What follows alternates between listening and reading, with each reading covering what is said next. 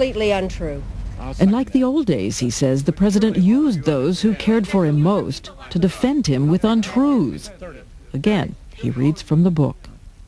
I watched the president wagging his finger in the Roosevelt room with a kind of fascinated disgust. This was Clinton at his cold-blooded worst. I did not have sexual relations with that woman, Miss Lewinsky.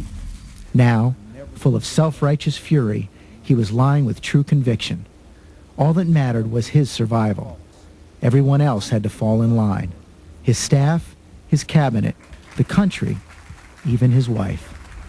I know people are very skeptical. I just swear that she didn't know about Monica. I just can't imagine that she would have gone out in the way she did if she had known. And I think even more than that she didn't believe, I think, after all they had been through, that he could do this to her.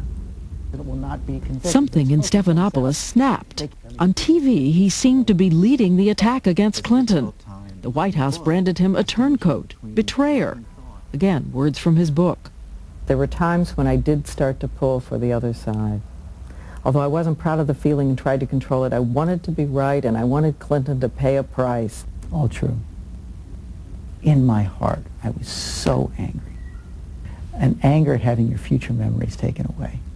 Always wanting to look back on this experience as a special moment in your life, the time when you did try to make history, and knowing that it's always going to have this shadow over it. You know, 4 or 6 years, I had been his character witness. And after all this, I felt like a dupe. But as you write, it made you the poster boy for betrayal. And, you know, and I'm sorry about that. And I didn't want that to happen. You are the first person to mention impeachment. They can say that, but what did I say? You said if these turn out to be true. If these charges are true, it could lead to impeachment proceedings. But let's all take a deep breath here and see what the facts are. Exactly what I said. Yes, but the word impeachment is a hand grenade. In retrospect. I didn't know when I was saying it that it was going to be a signal. People have said, this guy gave him his career, and when the chips are down, instead of saying, I can't talk about this, he joins the enemy. First of all, I do owe the president a lot, and I'm grateful for the chance he gave me. And I defended him through an awful lot.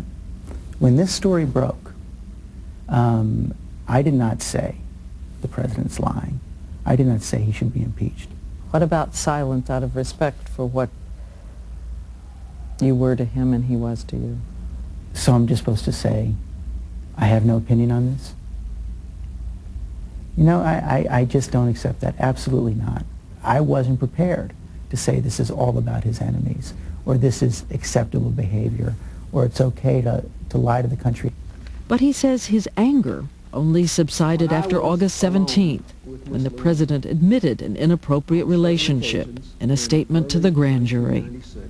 And just when he finished reading it, he took off his glasses, and he just had this quiet moment, and his face just fell. And in that moment, I did feel sorry for him. You know, here was a guy who just had worked his whole life to be president. That was heartbreaking.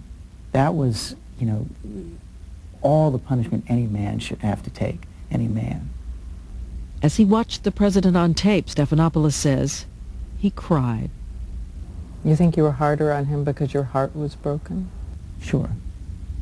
But I think the real public wrong is when he, in a way, made the whole country complicit in his dishonesty.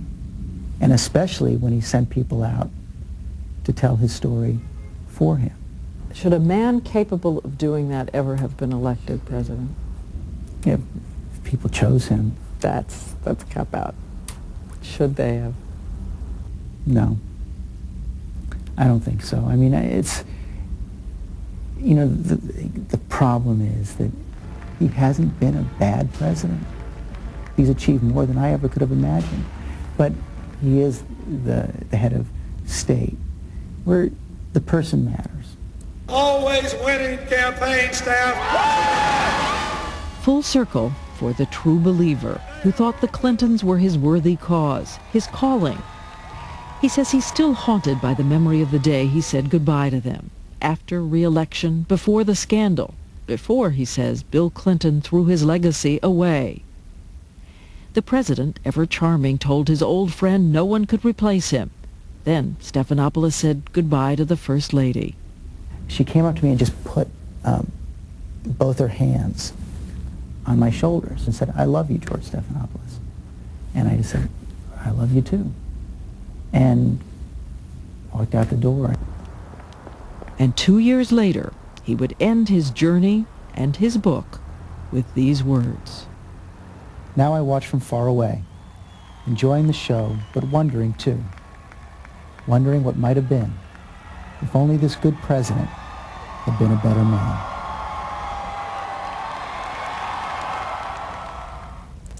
As you know, Sam, George is not exactly the favorite person at the White House these days. But is it true that the president doesn't want his name mentioned around him ever? Well, I've heard that. Of course, the president hasn't told us in the press room that. But, you know, George's old friends are disappointed in him, some of them. But privately, they agree with him, and they still like him. I think it is Shakespeare who said that the jewel of experience is purchased at an infinite price.